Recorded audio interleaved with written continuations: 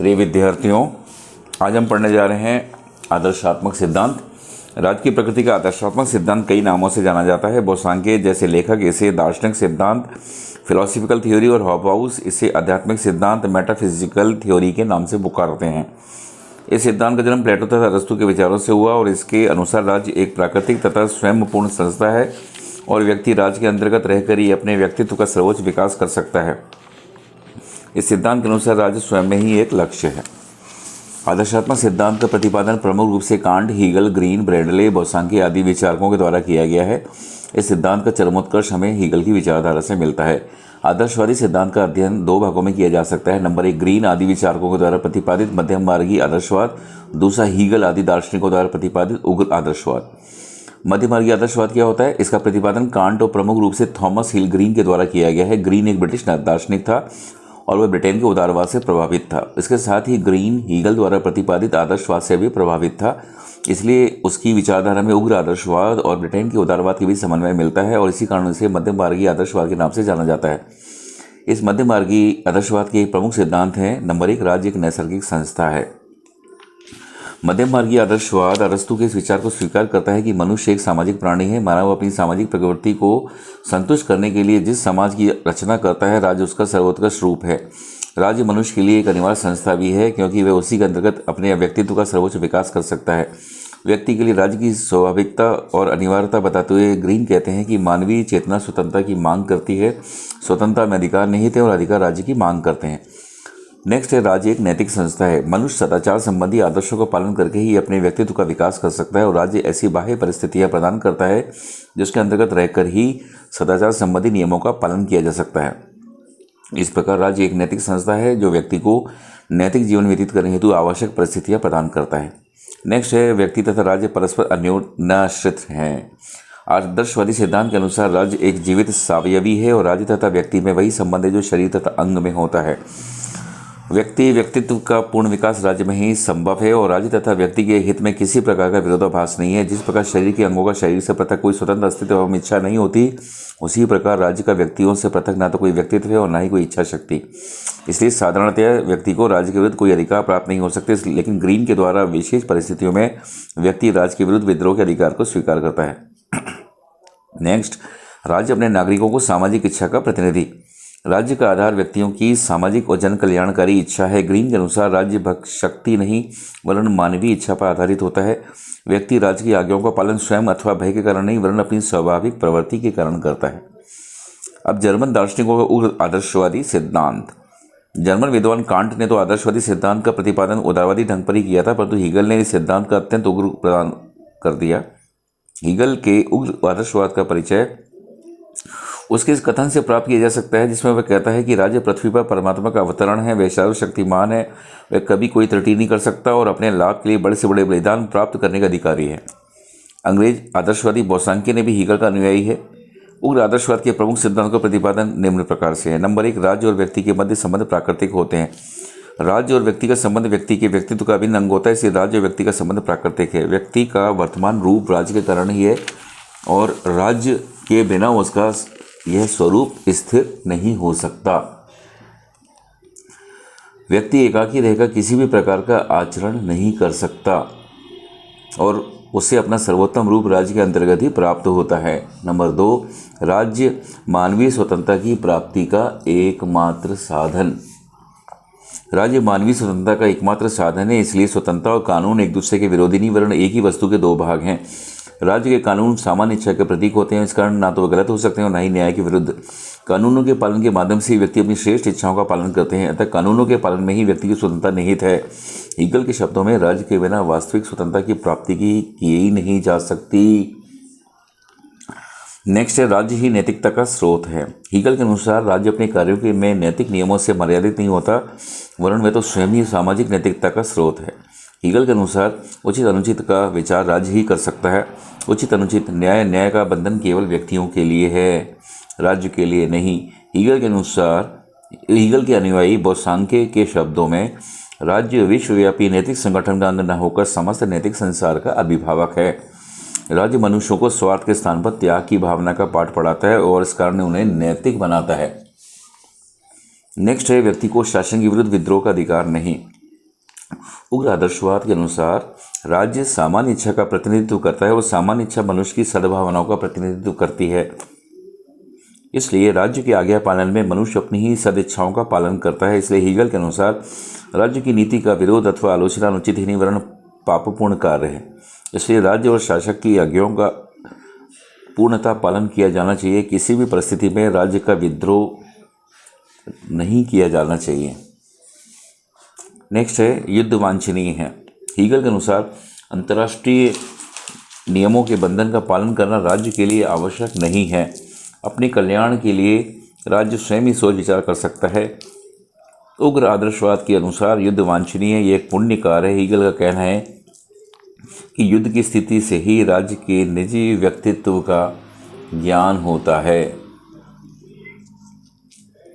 इस प्रकार उग्र और आदर्शवादी सिद्धांत आंतरिक और बाह्य दोनों ही क्षेत्रों में राज्य की निरंकुशता की चरम सीमा है।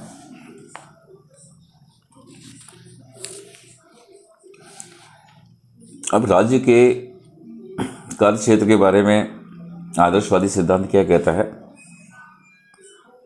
व्यक्तिवादी और संविदावादी विचारकों के नितांत विपरीत आदर्शवाद राज्य को एक स्वाभाविक, नैतिक और स्वयंपूर्ण संस्था मानता है। जब राज्य एक स्वाभाविक और नैतिक संस्था है तो व्यक्ति राज्य के अंतर्गत रहकर ही अपने व्यक्तित्व का विकास कर सकता है। इसलिए आदर्शवादी मूल धारणा यह है कि राज्य को व्यापक कार्यक्षेत्र प्राप्त करना चाहिए। आदर्शवादी सिद्धांत का प्रतिपादन प्रमुख रूप से कांट, हीगल, ग्रीन, ब्रैडले और बसांकी आदि विचारकों के द्वारा किया गया है। आदर्शवादी की मूल धारणा से ये सभी विचारक सहमत है, लेकिन दो प्रमुख आदर्शवादी विचारक हीगल और ग्रीन की विचारधारा में अंतर है। इसलिए राज्य के कार्य और कार्यक्षेत्र के संबंध में आदर्शवादी सिद्धांत का अध्ययन दो भागों में किया जाता है। नंबर 1 हीगल आदि विचारकों द्वारा प्रतिपादित उग्र आदर्शवाद, दूसरा ग्रीन आदि विचारकों द्वारा प्रतिपादित मध्यम मार्गी आदर्शवाद। हीगल का आदर्शवाद विशुद्ध आदर्शवाद है जो राज्य की सत्ता, शक्ति और कार्यक्षेत्र के संबंध में किसी भी सीमा को स्वीकार नहीं करता। ग्रीन आदर्शवादी विचार है लेकिन साथ ही वह उदारता से भी अभिप्रेरित है। ग्रीन की विचारधारा में आदर्शवाद और उदारवाद के बीच समन्वय स्थापित हो गया है, इसलिए ग्रीन के आदर्शवाद को मध्यम वर्गीय आदर्शवाद कहा जा सकता है। हीगल के अनुसार राज्य साध्य और व्यक्ति साध्य, ग्रीन के अनुसार साध्य व्यक्ति है तथा राज्य व्यक्ति के व्यक्तित्व के विकास का निश्चित रूप से महत्वपूर्ण और नितांत आवश्यक साधन है।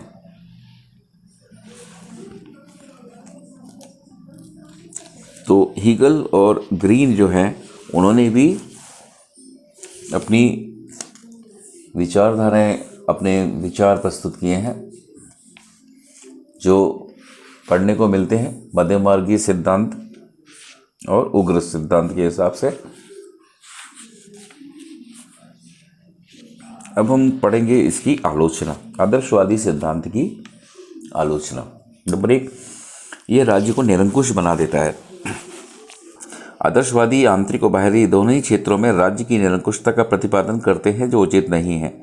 आदर्शवादी राज्य को धर्म अथवा नैतिकता से ऊपर की वस्तु मानते हैं। उनके अनुसार राज्य दोष रहित एवं पवित्र भावना से युक्त है, जिसे धर्म का कोई बंधन अपने घेरे में नहीं ले सकता। इस सिद्धांत के अनुसार अंतर्राष्ट्रीय कानून की मान्यता भी राज्य के लिए ऐच्छिक है और उसके द्वारा अपनी इच्छानुसार युद्ध मार्ग अपनाया जा सकता है। इस प्रकार यह धारणा निरंकुशता, संघर्ष, युद्ध एवं हिंसा को प्रोत्साहित करती है।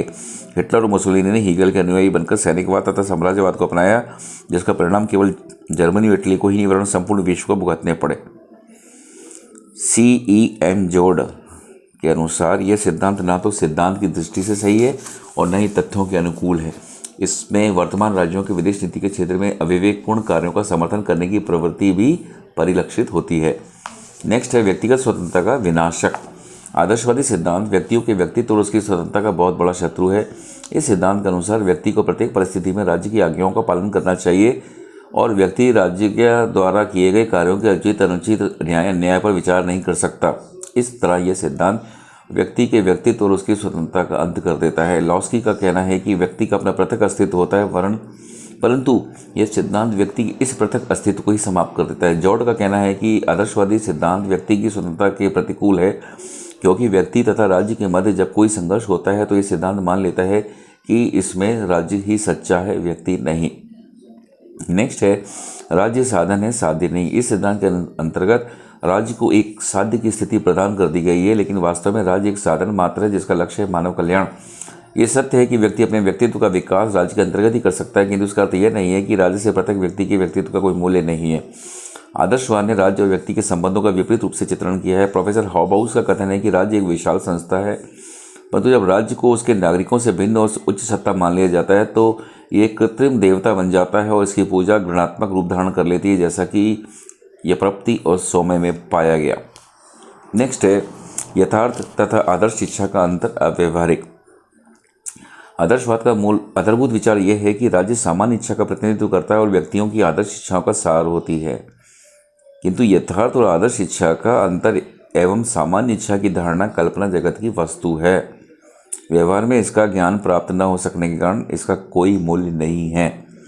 नेक्स्ट है राज्य, समाज और सरकार भिन्न भिन्न संस्था है।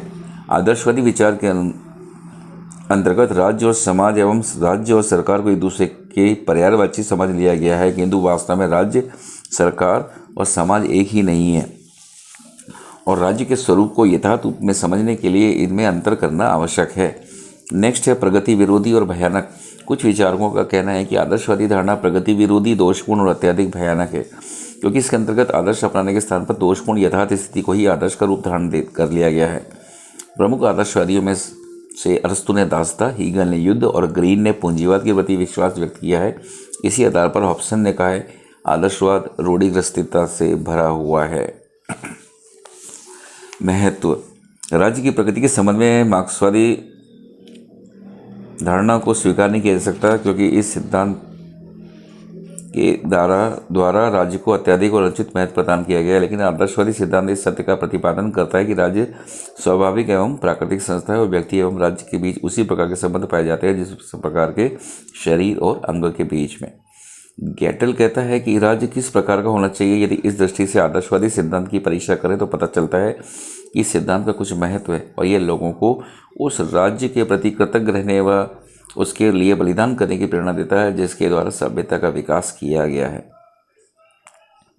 इस सिद्धांत की अधिकांश आलोचनाएं उस व्याख्या के कारण की गई हैं जो हीगल ने ठीक प्रकार से न समझकर प्रस्तुत की हैं। आदर्शवादी सिद्धांत की उदार व्याख्या उसके विरोधी सिद्धांतों की अपेक्षा सत्यता के अधिक निकट है।